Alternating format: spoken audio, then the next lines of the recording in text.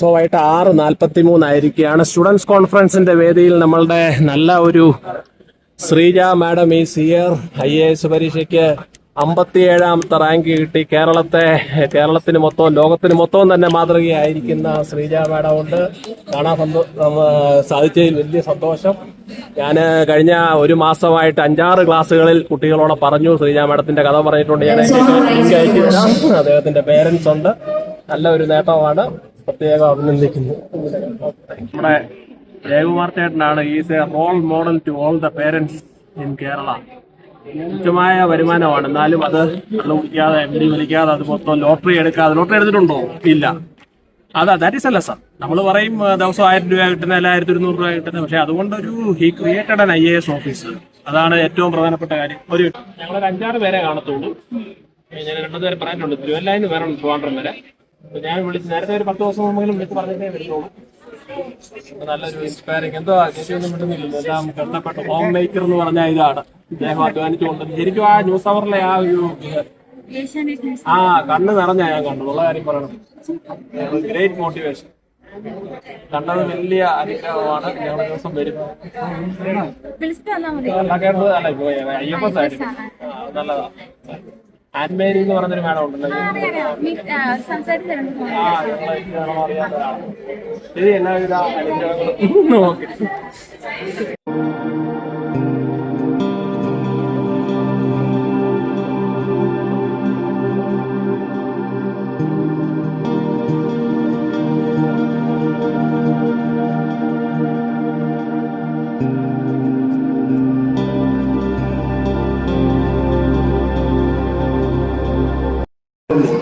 രാത്രി 8 മണി കഴിഞ്ഞ് 40 മിനിറ്റ് ആയിരിക്കുകയാണ്.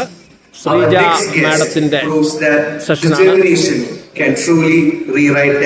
Stories of becoming. 24 years of age, securing an outstanding All India rank 57 in the UPSC Civil Services Examination 2025. In her very first attempt is no small feat, rising from a humble background as the daughter of a hard-working.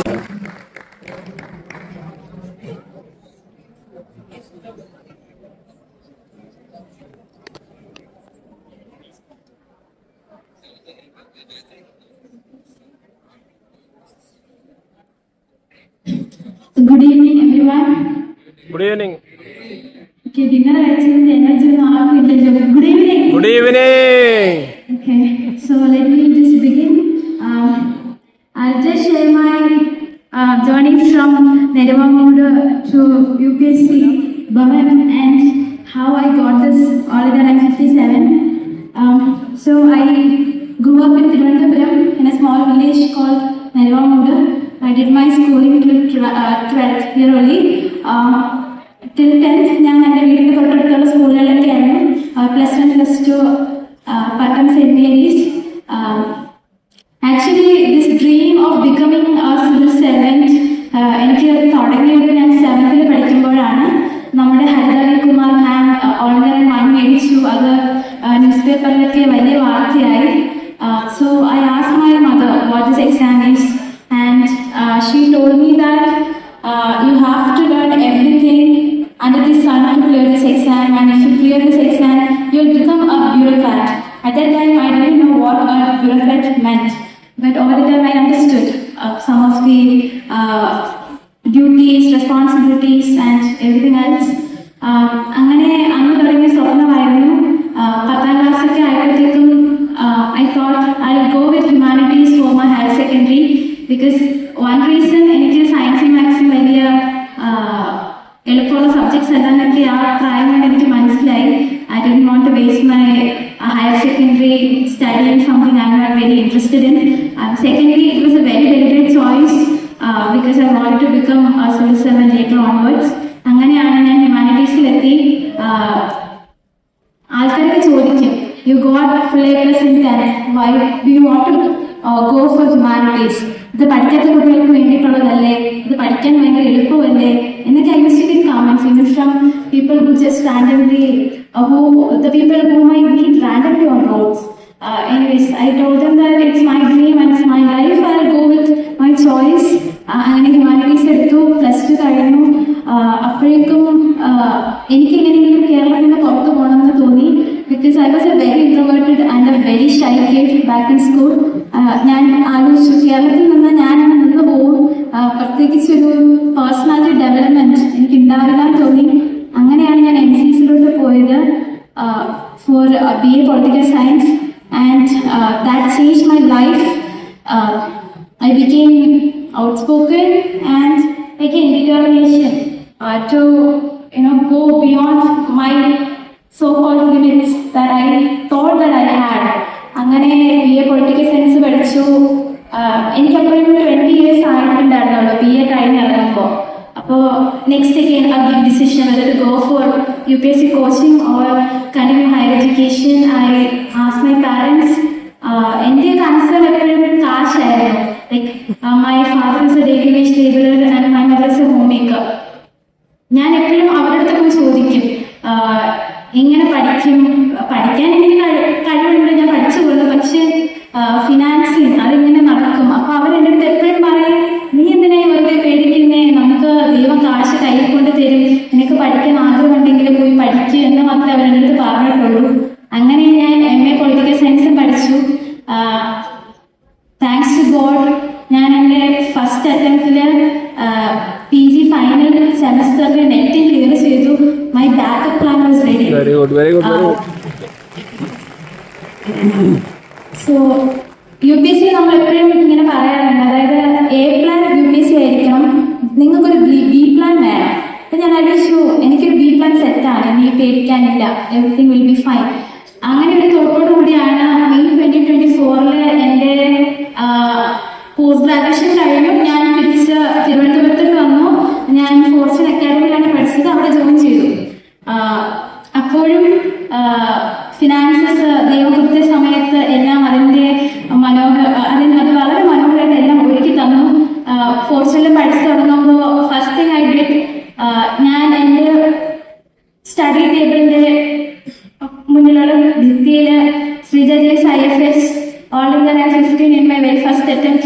Another, I will write this exam only once in my life, and I will take Indian Foreign Service in 2025-2026 എന്ന് ഞാൻ എഴുതി വെച്ചിട്ടുണ്ടായിരുന്നു. ഈ exam വളരെയധികം dwelling ആയിട്ടുള്ള അത്യാവശ്യം struggling ആയിട്ടുള്ള ഒരു ജേർണിയാണ്. ബിക്കോസ് 3 phases ഉണ്ട്. 3 phases പലതരത്തിലാണ് നമ്മൾ ടെസ്റ്റ് ചെയ്യപ്പെടുക. ഫോർ എക്സാമ്പിൾ പ്രിലിംസ് MCQs ആണ്, 2 എക്സാം ഉണ്ട്, ഒരു ദിവസമാണ് നടക്കുക. But still you study a lot. You need to know how to process that information and how to tackle those MCQs. കാണുന്നത് പഠിച്ചുകൊണ്ട് മാത്രം ഒന്നും ആവത്തില്ല. പഠിച്ച കാര്യങ്ങൾ പ്രയോഗിക്കാൻ അറിയണം, പഠിക്കാത്ത കാര്യങ്ങളെ നമ്മൾ ടാക്കിൾ ചെയ്യാൻ അറിയണം. അപ്പം it takes an enormous amount of time to get into the habit of cracking MCQs also. പിന്നെ എല്ലാ ദിവസവും ഗീവപ്പ് ചെയ്യാൻ തോന്നും, എന്തിനാ ഇതിനെ ഇറങ്ങി പുറപ്പെട്ടേന്ന് തോന്നും. അപ്പം ഇങ്ങനെയുള്ള സാഹചര്യങ്ങളിലെല്ലാം തിരിച്ച് വീണ്ടും പഠിക്കാൻ എനിക്ക് എപ്പോഴും മോട്ടിവേഷൻ തന്നുകൊണ്ടിരുന്ന ഒരു ഫാക്ടറാണ് എൻ്റെ ചുമരിലുള്ള ആ ഒരു ശ്രീജ ജെയ്സ് IFS ഞാൻ എഴുതി വെച്ചിരുന്നത്. എവറി ഡേ ഞാൻ എഴുന്നേൽക്കുമ്പോഴും പഠിക്കാതിരിക്കുമ്പോഴും മടിപ്പിക്കുമ്പോഴും എപ്പോഴും കാണുന്ന ഇതായിരുന്നു. And through the entire preparation journey of almost 2 years it was my guiding life. അതിനകത്ത് ഞാൻ കുറേ അതിന് ചുറ്റും ഞാൻ കുറേ ദൈവവചനങ്ങളും എഴുതി വെച്ചിട്ടുണ്ടായിരുന്നു. ഈ പ്രിപ്പറേഷൻ്റെ പ്രോസസ്സിൽ എനിക്ക് അപ്പോഴപ്പോഴും ഞാൻ വായിച്ച കുറേ ബൈബിൾ വചനങ്ങളായിരുന്നു. അതും എന്നെ ഒത്തിരി അധികം എന്നെ ഹെൽപ്പ് ചെയ്തു. ഫോർ ഇൻസ്റ്റൻസ് ഞാൻ പറയുവാണെങ്കിൽ പ്രിലിംസ് കഴിഞ്ഞ May 25, 2025 നടക്കുന്നത്. ഒരു വർഷം നമ്മൾ പഠിച്ചിട്ടാണ് ഫസ്റ്റ് അറ്റംപ്റ്റ് കൊടുക്കുക. എക്സാമിന്റെ 2-3 ദിവസം മുന്നേ മഴ തുടങ്ങി, കറണ്ടൊക്കെ പോയി, വീട്ടിൽ കറണ്ട് ഇല്ല. നമ്മൾ ആ ഒരു എക്സാമിന് മുന്നേ ഒരു വീട്ടിൽ നമ്മൾ ഭയങ്കര കാമായിട്ട് നമ്മുടെ സ്ലീപ് സൈക്കിളൊക്കെ റെഡിയാകാനുള്ള സമയമാണ്. എനിക്ക് ആ സമയം വീട്ടിൽ കറണ്ട് ഇല്ല, ഒരു 3 ദിവസത്തിന് മുന്നേ. അതുവരെ സ്ലീപ്പൊക്കെ ശരിയായി വന്നതായിരുന്നു. പക്ഷേ 3 ദിവസം മുന്നേ എനിക്ക് ഉറങ്ങാൻ പറ്റുന്നില്ല. കാരണം എക്സാം അടുത്ത് വരിക, കറണ്ട് പോയി, മഴ, എന്ത് ചെയ്യും, ഏത് ചെയ്യും, പിന്നെ ഇനിയും കുറെ പഠിച്ച് തീർക്കാനുണ്ടെന്നൊരു ചിന്ത. ഫസ്റ്റ് അറ്റംപ്റ്റ് എല്ലാം കൂടെ പ്രഷറായി. അപ്പോൾ പിന്നെ ലാസ്റ്റൊക്കെ അപ്പോൾ ഞാൻ വിചാരിച്ചു ഇനിയിപ്പോൾ കൂടുതൽ എനിക്കൊന്നും ചെയ്യാനില്ല. I can just do one thing,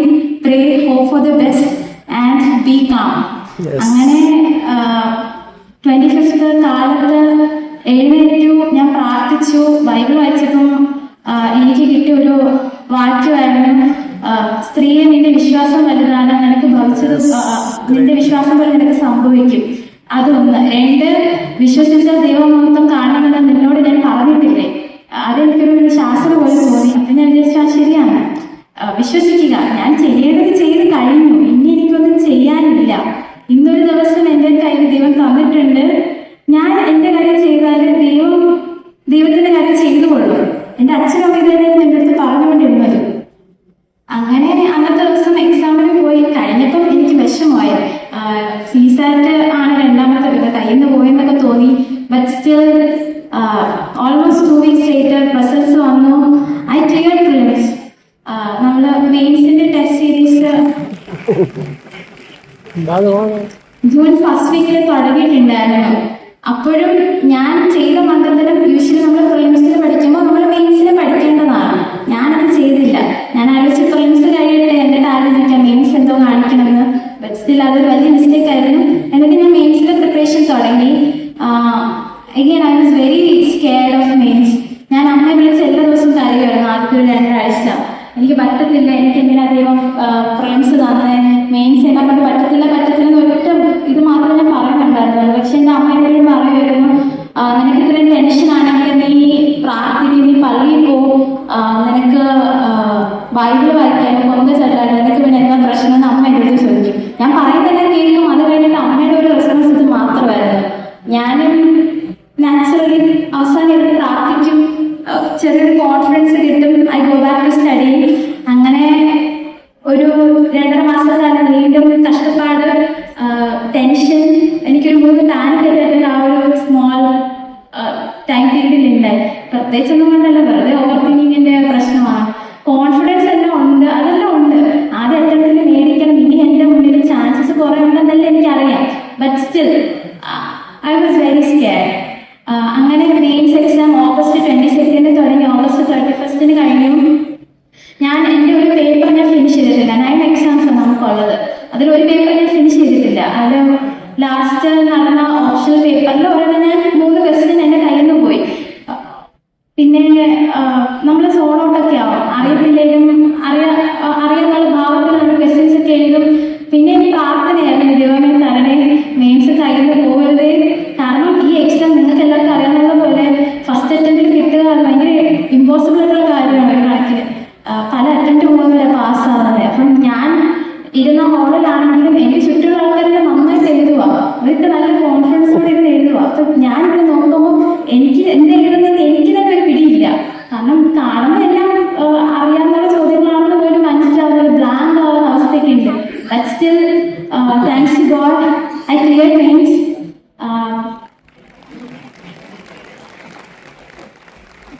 സർപ്രൈസ്ലി മെയിൻസിൽ നല്ല മാർക്കും ഉണ്ട്. അത് എല്ലാം ശരിക്കും thanks to God. Then came the interview. Again ഞാൻ ഇപ്പം ഇങ്ങനെ സംസാരിക്കും. ബട്ട് സ്റ്റിൽ ഇന്റർവ്യൂ പ്രിപ്പറേഷൻ തുടങ്ങുന്ന സമയം I was very tensed because you have to present your best to the interview board.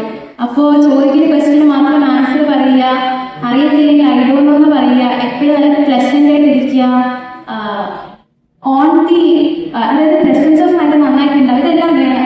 എനിക്കിതൊന്നും തുടങ്ങിയപ്പോൾ ഇല്ലായിരുന്നു. അഗെയിൻ അമ്മയെ വിളിച്ചോ അച്ഛനെ വിളിച്ചത് തന്നെ പറഞ്ഞു, എന്തിനാ ദൈവം എനിക്ക് മെയിൻസ് തന്നെ, ഇന്റർവ്യൂവിന് പോയിട്ട് ഞാൻ ഔട്ടാവും, മെയിൻസിനെ ഔട്ടായിരുന്നെങ്കിൽ പ്രശ്നമില്ലായിരുന്നു, ഇനിയിപ്പോൾ ഇന്റർവ്യൂവിന് പോയിട്ട് പുറത്തായാൽ എന്നെ കൂടെ കാണാൻ പറ്റത്തില്ല. ഇത് തന്നെയാണ് ഞാൻ പറഞ്ഞുകൊണ്ടിരുന്നത്. പക്ഷെ അമ്മ അച്ഛൻ അപ്പോഴും പറഞ്ഞു, എന്തിനാ നീ പേടിക്കുന്നത്, നീ പ്രാർത്ഥിക്ക്, നമ്മുടെ കഷ്ടപ്പാട് കണ്ട് അവിടെ പ്രതിഫലം തരുന്ന കർത്താവാണ് നമുക്കുള്ള, നിനക്ക് പിന്നെ എന്തിനാ പ്രശ്നമാണ്, നീ പ്രാർത്ഥിക്ക്. എപ്പോഴും ഇതന്നെ ഞാൻ പറഞ്ഞുകൊണ്ടിരുന്നത്. ഞാൻ അവസരം എടുത്ത് പ്രാർത്ഥിക്കും, വേറെ വഴിയൊന്നും ഇല്ലല്ലോ, ഇനി നമ്മളെന്ത് ചെയ്യാനാ. ഈ ഒരു അറ്റൻഡിൽ I will pray and I will come back to myself. അങ്ങനെ കുറെ മോക്ക് ഇന്റർവ്യൂസിനൊക്കെ പോയി. അപ്പോഴത്തേക്കും മനസ്സിലായി ഇന്റർവ്യൂ കയ്യിൽ ഒതുങ്ങും, മെയിൻസ് വരെ എത്തിയെങ്കിലും ഇന്റർവ്യൂ ചെയ്യാൻ പറ്റുന്നൊരു കോൺഫിഡൻസ് തോന്നുന്നു. അങ്ങനെയാണ് ജാനുവരി 21, 2026 എൻ്റെ ഇന്റർവ്യൂ. ഉച്ചയ്ക്ക് ശേഷമായിരുന്നു ഇന്റർവ്യൂ. കാലത്ത് ട്രംപ് വെനസ്വേല ആ ഇഷ്യൂ ഒക്കെ നടക്കുന്ന സമയം. അപ്പൊ ടെൻഷനായി, ട്രംപ് ഇനി 1/2 മണിക്കൂർ എന്ത് ചെയ്യും, 1 മണിക്കൂർ എന്ത് ചെയ്യും എന്റെ ചിന്ത ഇതായിരുന്നു. ഞാൻ ആക്ച്വലി ഐ വാസ് വെരി ഓബ്സസ്ഡ്. തലേ ദിവസം മുതൽ ഞാൻ ട്വിറ്റർ നോക്കിക്കൊണ്ടിരിക്കും ഇങ്ങനെ എന്താ ചെയ്യാൻ പോകുന്നതാണ്. രാവിലെ എന്റെ മെമ്പർ എനിക്ക് കുറെ സാധനങ്ങൾ അയച്ചിട്ടുണ്ടായിരുന്നു, വായിച്ചൊക്കെ. അന്ന് നിങ്ങൾ ഓർക്കുന്നുണ്ടെന്ന് അറിയത്തില്ല, കാനഡയിലെ പ്രൈം മിനിസ്റ്റർ ഒരു ഉഗ്രൻ സ്പീച്ച് വേൾഡ് ഇക്കോണമിക് ഫോറത്തിൽ കൊടുത്തിട്ടുണ്ട്. അപ്പം അതിൽ ഇങ്ങനെ സാധനങ്ങൾ ഇങ്ങനെ വായിച്ചുകൊണ്ടിരിക്കുക. ആരെങ്കിലും എൻ്റെ അടുത്ത് ഈ അയ്യാർ എന്തെങ്കിലും ചോദിക്കുവാണെങ്കിൽ അങ്ങനെ കാച്ചിടാലോ എന്ന് പറഞ്ഞിട്ട്. പക്ഷെ അങ്ങനെ ചോദിച്ചില്ല കേട്ടോ, ചുമ്മാ സർപ്രൈസ്. അങ്ങനെ പ്രാർത്ഥിച്ചിട്ട് ഇറങ്ങാൻ പോകുമ്പോൾ പ്രാർത്ഥിക്കുമ്പോൾ എനിക്കൊരു വചനം കിട്ടിയായിരുന്നു, ഏഷ്യ 60:22. അതിലിങ്ങനെ അമ്മ എനിക്ക് അയച്ചിട്ട് ഒരു വീഡിയോ ആയിരുന്നു ആക്ച്വലി. അതിനകത്ത് ഇങ്ങനെ പറയുന്നുണ്ടായിരുന്നു, കഷ്ടപ്പാടെല്ലാം ഇല്ല, സമയമായി, ഇന്നത്തെ ദിവസം നിന്റേതാണെന്നൊക്കെ പറഞ്ഞിട്ട്. അപ്പൊ ഞാൻ ആലോചിച്ചു, okay, I'll be fine, nothing to worry about, it's going to be just fine. ഇതുവരെ എന്നെ ദൈവം നടത്തിയിട്ടുണ്ടെങ്കിൽ ഇനിയും നടത്തും എന്നൊരു കോൺഫിഡൻസിൽ ഞാൻ പോയി. ആൻഡ് നമ്മൾ UPSC പോകുമ്പോൾ ഉണ്ടല്ലോ, they treat us like officers. ആ ഒരു റെസ്പെക്റ്റും ഒക്കെ നമുക്കവർ തരും. അപ്പൊ അത് കാണുമ്പോൾ നമുക്കൊരു വല്ലാത്ത ആവേശം, ഓക്കെ ഡെസ്റ്റിനിയിൽ നമ്മൾ എത്തിയിട്ടുണ്ട്. എല്ലാവരും സ്വപ്നം കാണുന്ന ആ ഇന്റർവ്യൂ എനിക്ക് കിട്ടി, ഞാൻ അവിടെ എത്തി. ഇനി ഒരു അരമണിക്കൂർ I'll just be myself. And എൻ്റെ കയ്യിൽ കൊന്ത ഉണ്ടായിരുന്നു. അപ്പം അതെനിക്ക് പേഴ്സണൽ വിശ്വാസമാണ്. കൊന്ത എൻ്റെ കൂടെ ഉണ്ടെങ്കിൽ നത്തിങ് ക്യാൻ സ്റ്റോപ്പ് മീ എന്ന്. ആക്ച്വലി അന്നത്തെ ദിവസം അത് ഒരു സത്യം പറഞ്ഞാൽ UPSCയുടെ ലക്ക് ഫാക്ടർ എന്ന് പറയുന്ന കാര്യം ഏറ്റവും വളരെ എവിഡൻ്റ് ആയിട്ട് വരുന്ന ഒരു സ്ഥലമാണ് ഇന്റർവ്യൂ. നമുക്ക് കിട്ടുന്ന ബോർഡ് എങ്ങനെ ഇരിക്കും അതുപോലെ ആയിരിക്കും നമ്മുടെ മാർക്കും പെർഫോമൻസും ഒക്കെ. Anything can go wrong. പക്ഷെ അന്ന് എനിക്ക് കിട്ടിയ ബോർഡ് ഒരു വളരെ നല്ലൊരു ബോർഡായിരുന്നു. ആ ഹാഫ് ആൻ അവർ എങ്ങനെ കഴിഞ്ഞു പോയെന്ന് എനിക്കിപ്പോഴും അറിയില്ല. എനിക്ക് പെട്ടെന്ന് തീർന്ന പോലെയൊക്കെ തോന്നി. ദേ started with asking me, Thiruvananthapuram പോലൊരു വലിയൊരു എഡ്യൂക്കേഷൻ ഹബിൽ പഠിച്ചിട്ട് എന്തുകൊണ്ടാണ് ഹയർ എഡ്യൂക്കേഷന് NCCയിലോട്ട് പോയത്, ചെന്നൈയിലോട്ട് പോയത്. അപ്പോഴും മനസ്സിലാവും, okay this is going in the direction I want. പിന്നെ കുറേ നല്ല ക്വസ്റ്റ്യൻസ് അത് പെട്ടെന്ന് കഴിഞ്ഞു. ആൻഡ് ഞാൻ പുറത്തിറങ്ങിയപ്പോൾ ഞാൻ വളരെ സന്തോഷത്തോടു കൂടിയാണ് പുറത്തിറങ്ങിയത്. അച്ഛൻ അവിടെ വെളിയിൽ നിൽപ്പുണ്ടായിരുന്നു. ഞാൻ അച്ഛനോട് കെട്ടിപ്പിടിച്ചൊരു ഉമ്മയൊക്കെ കൊടുത്തിട്ട് ഞാൻ പറഞ്ഞു, അച്ഛാ നന്നായിട്ട് ഇന്റർവ്യൂ ചെയ്തിട്ടുണ്ട്, ഞാൻ കുറച്ച് 2 വിറ്റൊക്കെ അടിച്ചിട്ടുണ്ട്, അവർക്ക് ഇഷ്ടപ്പെടുമായിരിക്കും. ഞാൻ എൻ്റെ മെന്റേഴ്സിനെ വിളിച്ചിട്ട് അത് തന്നെ പറഞ്ഞു, സാറേ ഇന്റർവ്യൂ നന്നായിട്ട് പോയി, ഞാൻ 2 വിറ്റൊക്കെ അടിച്ചു, അവർക്കെന്നെ ഇഷ്ടപ്പെടുമായിരിക്കും, എനിക്ക് മാർക്ക് കിട്ടുമായിരിക്കും. അപ്പം ഈ ത്രൂ ഔട്ട് ദിസ് പ്രോസസ് എൻ്റെ മെന്റേഴ്സിന് എൻ്റെ മേലെ വലിയ കോൺഫിഡൻസ് ഉണ്ടായിരുന്നു. അത് അവരും എൻ്റെ അടുത്ത് ഇങ്ങനെ പറയുന്നുണ്ടായിരുന്നു, എന്തായാലും 200 above സ്കോർ പോവും, പേടിക്കാനൊന്നും ഇല്ലാന്നൊക്കെ. ആൻഡ് പിന്നെ ഇന്റർവ്യൂ കഴിഞ്ഞ് പിന്നെ നമ്മൾ റെസ്റ്റ് എടുക്കുന്ന സമയമാണ്. ഞാൻ UPSCയുടെ ഫ്രണ്ടിൽ നിന്നിട്ട് UPSCയെ നോക്കി ഞാൻ എൻ്റെ മനസ്സിൽ നിന്ന് പറഞ്ഞു, ഇനി ഞാൻ ഈ പരിസരത്തോട്ട് as an aspirant as a candidate ഞാൻ ഇനി വരത്തില്ല. I will come back only after I become an IAS officer.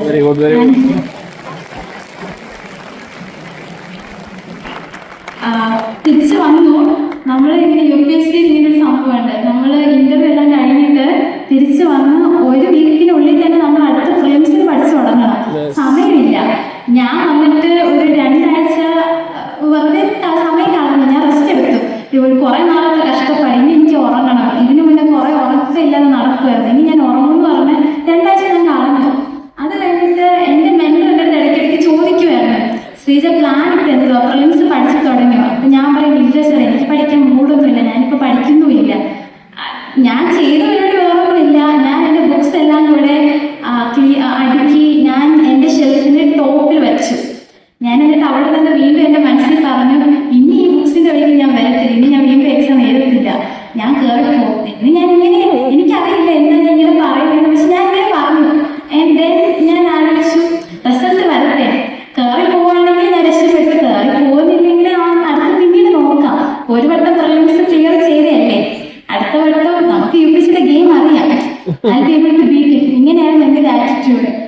ഭാഗ്യത്തിന് ഞാൻ രക്ഷപ്പെട്ടു എന്നാണ് പറയാൻ. ഭാഗ്യത്തിനേക്കാളപ്പുറം ദൈവത്തിന് കൊണ്ട് ഞാൻ രക്ഷപ്പെട്ടു. പിന്നെ ഫെബ്രുവരി അങ്ങനെ കഴിഞ്ഞു പോയി. മാർച്ചായി. മാർച്ച് 2 മുതൽ ഇപ്പൊ റിസൾട്ട് വരും. അടുത്ത അരമണിക്കൂറിൽ വരും, അടുത്ത 15 മിനിറ്റ് വരും. UPSCയിലെ മെമ്പേഴ്സ് ഒക്കെ ഫുഡ് കഴിക്കാൻ പോയിട്ടുണ്ട്. വന്ന ഉടനെ അവരതിന് പബ്ലിഷ് ചെയ്യുന്നത് കുറെ ഇൻസൈഡർ ഇൻഫോ എന്ന് പറഞ്ഞ കുറെ ന്യൂസ്. ഞാൻ 2nd എൻ്റെ ബർത്ത്ഡേ ആയിരുന്നു, എൻ്റെ 24th ബർത്ത്ഡേ ആയിരുന്നു. അപ്പോൾ മുതൽ ഞാൻ എൻ്റെ ടെൻഷനാണ്. ബർത്ത്ഡേ തന്നെ റിസൾട്ട് വന്നിട്ട് ഞാൻ പൊട്ടിയിട്ട് ആകെ ഫുള്ള് അമ്മയോടൊന്നും ആലോചിച്ച് ഒരേ ടെൻഷൻ. എന്റെ അച്ഛനും അമ്മയും ഭയങ്കര ചില്ലായിരുന്നു, including my mentors and friends. Everybody else was chill and I was freaking tensed. ഞാൻ ഇവരുടെ അടുത്ത് പോകുമ്പോൾ ഇവര് പറയും എന്തിനാ പേടിക്കുന്നേ, മെന്ററിൽ ചോദിക്കും എന്തിനാ പേടിക്കുന്നേ, സെറ്റ് IFS തന്നെ കിട്ടും, പേടിക്കാനൊന്നുമില്ല. അങ്ങനെ 3-ാം തീയതി പോയി, 4-ാം തീയതി ടെൻഷൻ അടിച്ച് പോയി. 5th തന്നെ ഞാൻ പറഞ്ഞ ഒരു രക്ഷയില്ല. ഞാൻ ഉച്ചയായപ്പോഴത്തേക്ക് ഞാൻ സ്വയം ആദ്യമൊക്കെ മേടിച്ച് ഞാൻ സിനിമയൊക്കെ കണ്ട് എൻജോയ് ചെയ്യുമായിരുന്നു. റിസൾട്ട് വരാൻ വേണ്ടി വരട്ടെ, കിട്ടിയാൽ കിട്ടി, കിട്ടിയില്ലെങ്കിൽ വീട്ടിൽ വരും, വേറെ എന്താ ചെയ്യാനാ. അങ്ങനെ അന്നത്തെ ദിവസം പോയി. ബട്ട് 6th ആയി. 6th കാലത്ത് എനിക്കെന്തോ ഒരു ഇൻക്യൂഷനൊക്കെ വരും, ഇന്ന് റിസൾട്ട് വരും, ഇന്ന് ഫേറ്റ് ഡിസൈഡ് ആവും. അപ്പം ഞാൻ വിചാരിച്ചു ഇനി ഒന്നും ചെയ്യാനില്ല, ഇനി we can hope for the best. ഞാൻ എൻ്റെ പ്രാർത്ഥനയൊക്കെ കഴിഞ്ഞു. എൻ്റെ മനസ്സിൽ ഫുള്ളും ഒരു റെഡ് ബാക്ക്ഗ്രൗണ്ടിൽ Sreeja JS civil service rank ചെയ്ത എന്തൊക്കെ വരുന്നുണ്ട്. ആൻഡ് ഞാൻ കേൾക്കുന്നത് ശ്രീജ JS കേരള ടോപ്പർ. അപ്പം ഞാൻ ആലോചിച്ചു എനിക്ക് കേരള ടോപ്പർ ആവേണ്ട എന്ത് യോഗ്യതയാണുള്ളത്. മെയിൻസ് ഒക്കെ തട്ടിക്കൂട്ടി ഞാൻ ഒരു 2.5 മാസം കൊണ്ട് പഠിച്ചിട്ട് എഴുതി. Interview okay fine, but still how can I become the Kerala topper? ഇതായിരുന്നു എൻ്റെ മനസ്സിൽ. ഞാൻ പിന്നെ ആലോചിച്ചു ഇത്രയും നാളെ ദിവാസ്വപ്നം കണ്ട് നടന്നതല്ലേ, ഇതും അതുപോലെ ദിവാസ്വപ്നം, വർദ്ധിച്ചൊന്നും ഇല്ല. അങ്ങനെ ഉച്ചയായി. 1 മണിയൊക്കെ ആയപ്പോഴത്തേക്കും വീണ്ടും UPSCയിലെ കുറെ ഇൻസൈഡർ ഇൻഫോ. UPSC മെമ്പേഴ്സൊക്കെ ലഞ്ച് കഴിക്കാൻ പോയി. അവർ തിരിച്ചു വന്ന ഉടനെ എടുത്ത് അവരുടെ നോട്ടീസ് ബോർഡിൽ അത് പിൻ ചെയ്യും, നോട്ടീസ് ബോർഡിൽ പിൻ ആക്കിക്കൊണ്ടിരിക്കുകയെന്നൊക്കെ. അപ്പം ഏകദേശം ഉറപ്പായി വരുന്നില്ല. 2:15 ആയപ്പോഴത്തേക്കും ഞാൻ എൻ്റെ റൂമിലായിരുന്നു, ഫസ്റ്റ് ഫ്ലോറിലാണ്. ഞാൻ എൻ്റെ മെന്റേഴ്സിനോട് പറഞ്ഞായിരുന്നു റാങ്ക് ഉണ്ടെങ്കിൽ എന്നെ അപ്പം വിളിക്കണം, റാങ്ക് ഇല്ലെങ്കിൽ അപ്പോഴൊന്നും വിളിക്കണം, പിന്നീട് എപ്പോഴും വിളിച്ചാൽ മതി. എൻ്റെ കരച്ചിൽ മുളക് കഴിഞ്ഞിട്ട് ഞാൻ കോൾ എടുത്തോളാം എന്ന് അതായത് ഞാൻ വിചാരിച്ചുകൊണ്ടിരുന്നത്. പക്ഷെ റിസൾട്ട് വന്നപ്പോൾ വല്ലാത്തൊരു ധൈര്യമൊക്കെ. ഞാൻ നോക്കിയപ്പോൾ ശ്രീജ JS നമ്മൾ PDF സെർച്ച് കൊടുക്കുമ്പോൾ ഐ സോ ശ്രീജ JS. പക്ഷെ സമീപം 57 കണ്ടു. I was confused. ഈ 57 എന്താണെന്ന് മനസ്സിലായില്ല. I started from 1 and came down. കണ്ടപ്പോൾ മനസ്സിലായി 57 റാങ്ക്. ഞാൻ ഒരൊറ്റ വിളിയായിരുന്നു.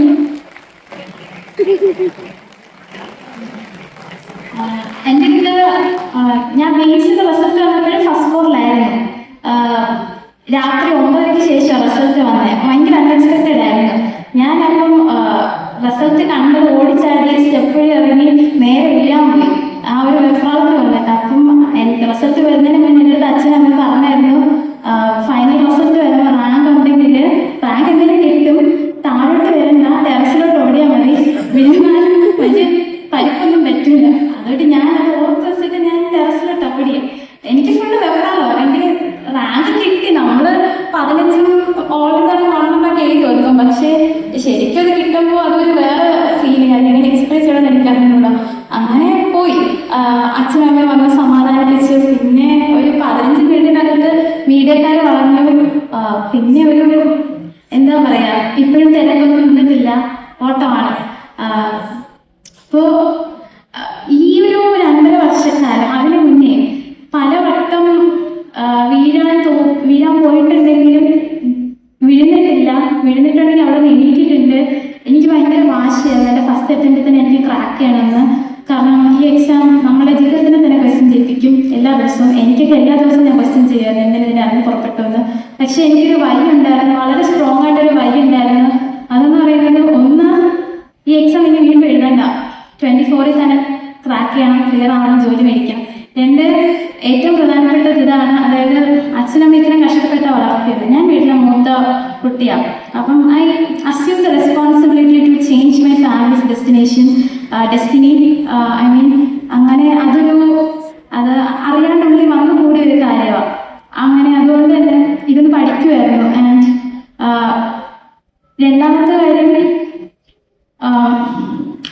ചെറുതിലെ മുതൽ എനിക്കൊരു വിഷൻ ഉണ്ടായിരുന്നു. ഞാൻ എവിടെ എത്തണം എന്നുള്ളൊരു ലക്ഷ്യബോധം എനിക്കുണ്ടായിരുന്നു. അതുകൊണ്ടാണ് +2 ഹ്യൂമാനിറ്റീസും പിന്നീട് പൊളിറ്റിക്കൽ സയൻസ് എടുത്ത് ഞാൻ മുന്നോട്ട് പോയത്. ആ ഒരു വിഷൻ എന്നെ റൈറ്റ് ട്രാക്കിൽ എപ്പോഴും കൊണ്ടുപോകുമായിരുന്നു. എനിക്ക് മാറിപ്പോവാൻ തോന്നിയാലും I always knew that I will come back and do what I want. അതെനിക്കുണ്ടായിരുന്നു. പിന്നെ 3, എൻ്റെ സ്വപ്നം എൻ്റെ മാത്രം സ്വപ്നമായിരുന്നു. അച്ഛനും അമ്മയും എനിക്ക് നല്ലൊരു സപ്പോർട്ടീവായിട്ട് ഭയങ്കര നല്ലൊരു എക്കോസിസ്റ്റം എനിക്ക് ക്രിയേറ്റ് ചെയ്തു. നമ്മൾ ഞാൻ വിശ്വസിക്കുന്നത് എനിക്കെപ്പോഴും പറയാനുള്ള ഒറ്റ കാര്യമാണ്, നമ്മുടെ ഡ്രീംസ് നമ്മുടെ മാത്രം ഡ്രീംസ് ആണ്. അത് നമുക്ക് തന്നെ ആ ഡ്രീം ഉണ്ടാവണം. പിന്നെ ചെറുതായിട്ടൊന്നും ഡ്രീം ചെയ്ത് ആഗ്രഹിക്കുമ്പോൾ വലിയ കാര്യങ്ങൾ ആഗ്രഹിക്കാം. ഡ്രീം ചെയ്യാൻ നമ്മൾ ആർക്കും കാശ് കൊടുക്കാൻ ആവശ്യമൊന്നുമില്ലല്ലോ. So aim for the moon land അത് ആ ക്ലീശിയസ് ആഗ്രഹം എന്റെ കാര്യത്തിൽ ചെറുതായിട്ടൊന്നും മൂവ് ആയിട്ടില്ല. ഞാൻ 15 ആഗ്രഹിച്ചു, ഞാൻ 57 എത്തി. എന്തായാലും എനിക്ക് IFS കിട്ടും. അപ്പൊ എനിക്ക് അത്ര മതി. IFS കിട്ടുക മാത്രമാണ് എന്റെ ഉദ്ദേശം. ശരിക്കും പറഞ്ഞാൽ എന്തെങ്കിലും കിട്ടും, എനിക്ക് കിട്ടും, എന്തായാലും കിട്ടും. അപ്പോ സോ വളരെ ഇമ്പോർട്ടൻ്റ് ആയിട്ട് പറയാനുള്ള കാര്യം, ഞാൻ ഈ ഫേസില് റിസൾട്ടിലാണ് നിങ്ങളെ പലരും എൻ്റെ കയ്യിൽ കൊന്ത കണ്ടിട്ടുണ്ടായിരിക്കും. എൻ്റെ സ്റ്റഡി ടേബിളിൽ ബൈബിളും കൊന്തയും ഈശോയുടെ മാതാവിന്റെ ഫോട്ടോസൊക്കെ നിങ്ങൾ കണ്ടിട്ടുണ്ടായിരിക്കും. അപ്പോ ഇതിന്റെ പേരിൽ ഇതെന്തും മാധ്യമങ്ങളിലൊക്കെ വലിയ ചർച്ചയായി. ഐ മീൻ ഇതിന്റെ YouTube comment section and Instagram comment section വേറൊരിടത്തല്ല. അപ്പം ഞാൻ റിസൾട്ട് ഒരു 2 ആഴ്ചയൊക്കെ കഴിഞ്ഞിട്ട് ഇതൊക്കെ ഒന്ന് കാണാനിടയായി. അപ്പം എനിക്ക് ഇതിന് നല്ലൊരു പൊങ്കാലയായിരുന്നു. ഈ ക്വസ്റ്റിന് റാങ്ക് ഒക്കെ കിട്ടി, പക്ഷേ തലയ്ക്ക് വിവരമില്ല. ദൈവത്തിന് ഫുൾ ക്രെഡിറ്റ് കൊടുക്കുക. സ്വന്തമായിട്ട് കഷ്ടപ്പെടുന്ന പഠിച്ചതിന് ദൈവത്തിന് ക്രെഡിറ്റ്. ഇഷ്ടംപോലെ അതുപോലെ നല്ല കമന്റ്സിനെ കുറെ കാണാനിടയായി. ഫസ്റ്റ് ടൈം ഇങ്ങനെ ഒരു എക്സ്പീരിയൻസ് എനിക്ക്. അതുകൊണ്ട് തന്നെ എനിക്ക് വിഷമമായി ആദ്യത്തെ ഒരു ദിവസം കണ്ട ദിവസം. ഞാൻ ഓർക്കും ഈ ആൾക്കാർക്ക് വേറെ പണിയൊന്നുമില്ലേ. ഞാൻ എൻ്റെ പേഴ്സണൽ ബിലീഫാണ് ഞാൻ പറഞ്ഞത്. ഞാൻ കള്ളത്തൊന്നും പറഞ്ഞിട്ടില്ല. എൻ്റെ സ്റ്റഡി ടേബിൾ തന്നെ അതിനൊരു വലിയൊരു എക്സാം സാക്ഷ്യമാണ്. അവിടെ ജീവിതത്തിൽ പ്രാർത്ഥന കൊണ്ടുണ്ടായ ഒരു അനുഭവങ്ങളാണ് ഞാൻ പറഞ്ഞത്. ചോദിച്ചോട് ഞാൻ പറഞ്ഞു. പിന്നെ ഇതൊക്കെ അങ്ങ് സംഭവിച്ചു. ആദ്യ വിഷമം. പക്ഷെ പിന്നീട് ഞാൻ എൻ്റെ മെന്റേഴ്സിൻ്റെ അടുത്തും പാരൻസിൻ്റെ അടുത്തൊക്കെ സംസാരിച്ച അവർ പറഞ്ഞു, നീ എന്തിനാ ഇതൊക്കെ മൈൻഡ് ചെയ്യാൻ പോകുന്നത്, ഇതൊക്കെ എക്സ്പെക്ട് ചെയ്യേണ്ടതാണ്. നമ്മുടെ കാലഘട്ടം സമൂഹമൊക്കെ അങ്ങനെയാണ്. So it's okay, you don't have to worry about anything. പിന്നെ കുറച്ച് നാൾ കഴിഞ്ഞപ്പോൾ ഞാനും ഓർത്തു, ഇത് ജസ്റ്റ് ഒരു തുടക്കം മാത്രമാണ്. ഇനിയും ഇതുപോലെ ഒത്തിരി സാഹചര്യങ്ങൾ വരും. അതിന് വേണ്ടിയിട്ടുള്ള ഒരു എക്സ്പീരിയൻസ് ഇപ്പം എനിക്ക് തന്നു, അത്രേ ഉള്ളൂ. പിന്നെ ഞാൻ ഇടയ്ക്ക് ഇങ്ങനെ പ്രാർത്ഥിക്കുമ്പോഴേക്ക് എനിക്കിങ്ങനെ തോന്നും, ഇങ്ങനെ ഞാൻ സ്വയം പറയുമായിരുന്നു, എനിക്ക് പ്രത്യേകിച്ച് കഴിവുണ്ടെന്ന് വിശ്വസിക്കുന്ന ആളല്ല ഞാൻ എല്ലാം ദൈവത്തിന് വിട്ടു തരുക, യൂസ് മീ. ഞാൻ ഇങ്ങനെ പ്രാർത്ഥിക്കുമായിരുന്നു. അവസാനം ഇങ്ങനെ കാര്യമായിരുന്നു ഞാൻ ഒട്ടും എക്സ്പെക്ട് ചെയ്തില്ല. ബട്ട് എനിവേസ് നമ്മുടെ വിശ്വാസം വളരെയധികം ഇമ്പോർട്ടൻ്റ് ആണ്. ഞാനൊരു വലിയ വിശ്വാസിയാണെന്നോ ക്രിസ്ത്യാനിയാണെന്നോ വാദിക്കാമെന്ന് ഞാൻ ആളല്ല. കാരണം മിക്ക ദിവസങ്ങളിലും ആ കാര്യത്തിൽ ചെറുതായിട്ടെങ്കിലും ചെയ്താവുന്ന ആളാണ് ഞാൻ. ബട്ട് സ്റ്റിൽ ഇപ്പൊ ഞാൻ ഇവിടെ ഇങ്ങനെ നിൽക്കുന്നുണ്ടെങ്കിൽ the entire credit goes to God.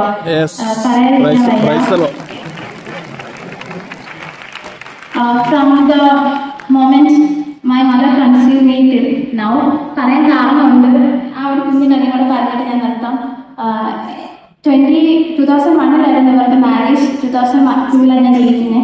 അപ്പം 3 to 4 months ഒരു റെഗുലർ സ്കാനിങ്ങിൽ ഡോക്ടർ അമ്മയുടെ അടുത്ത് പറഞ്ഞു, ഈ കുട്ടീനെ അബോർട്ട് ചെയ്ത് കളയണം, കൊച്ചിന് ഹാൻഡിക്യാപ്പ് വരാൻ നല്ല ചാൻസ് ഉണ്ട്. എനിക്ക് കഴുത്തില്ലായിരുന്നു. ഇപ്പോഴും പ്രത്യേകിച്ച് ഒരു കഴുത്തൊന്നും ഇല്ല.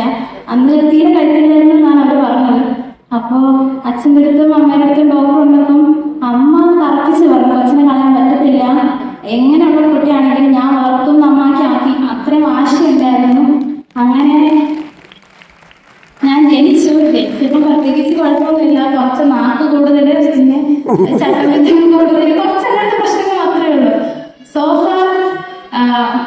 So good. ഞാൻ അടിപൊളിയായിട്ട് ഇരിപ്പുണ്ട്.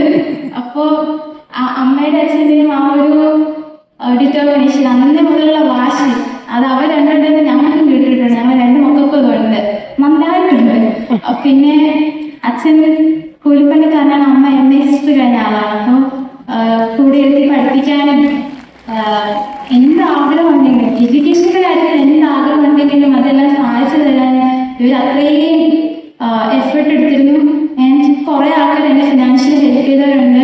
ഒന്നുമില്ല, എൻ്റെ അടുത്ത് ഞാൻ വിളിക്കുമ്പോൾ ഒന്ന് ഫോൺ എടുത്താൽ മതി, എൻ്റെ അടുത്ത് സംസാരിച്ചാൽ മതി, അങ്ങനെയുള്ളൊരു ഫേസ് എനിക്ക് ഉണ്ടായിരുന്നു. അപ്പം ഒത്തിരി ഫ്രണ്ട്സിന് എനിക്ക് പേഴ്സണലി എന്നെ ഒത്തിരി ഫ്രണ്ട്സ് ഉണ്ട്, ഒത്തിരി നല്ല മെന്റേഴ്സ് ഉണ്ട്. അപ്പം എൻ്റെ മാത്രം വിജയമാണെന്ന് എനിക്ക് ഒരിക്കലും പറയാൻ പറ്റത്തില്ല. ഒരു പഞ്ചായത്ത് തന്നെ ഉൾപ്പെടുന്ന, ഒരു പഞ്ചായത്തിനകത്ത് ഉൾക്കൊള്ളാൻ കഴിയുന്ന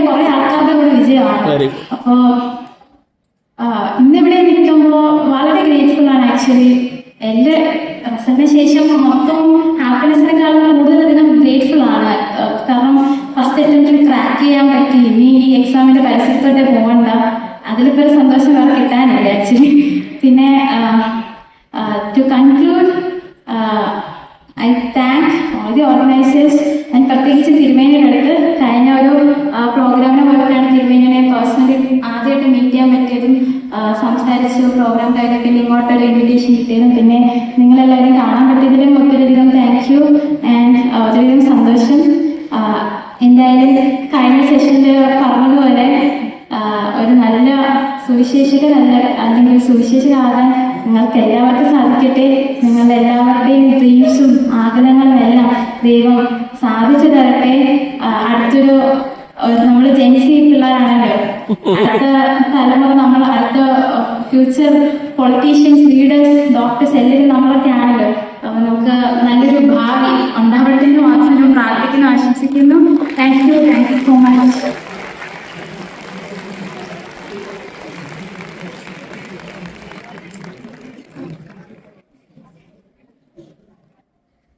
Proud? Yes. Happy? You have a good round of applause.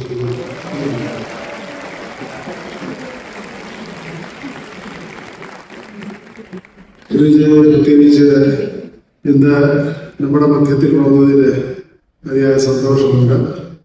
ശ്രീജിയുടെ ധന്യമായ ആ ഒരു വലിയ ജീവിതം ഏറ്റവും അനുഗ്രഹമായിട്ട് മുന്നോട്ട് നയിപ്പാൻ ദൈവം സഹായിക്കട്ടെ എന്ന് പ്രാർത്ഥിക്കുകയാണ്. പ്രത്യേകിച്ച് ഇന്നത്തെ ഈ ഒരു സെഷനിൽ ഒരു മോട്ടിവേഷൻ എന്ന രീതിയിൽ തൻ്റെ അനുഭവങ്ങൾ ഒരു സാക്ഷ്യം നൽകുവാനായിട്ട് ഈ ഒരു അവസരം ലഭിച്ചു. ഇവിടെ സംസാരിച്ചപ്പോൾ നിങ്ങൾക്ക് രോമാഞ്ചം കൊടുക്കുന്നതായ അനുഭവമായിരുന്നു എന്ന് ഞാൻ മകളെ മുന്നോട്ട് പോകും. ജോലി വേറെ ചെയ്താണെങ്കിലും ഞാൻ നിന്നെ പഠിപ്പിക്കും, നീ മുന്നോട്ട് പോകും.